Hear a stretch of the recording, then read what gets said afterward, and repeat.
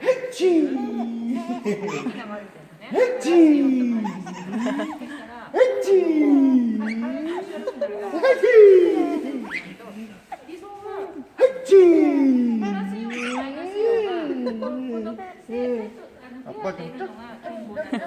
でもね、いろんな体が痛くなってプラスイオンって名前出してあげると頭痛い病気とか心ソリに笑ってる。こ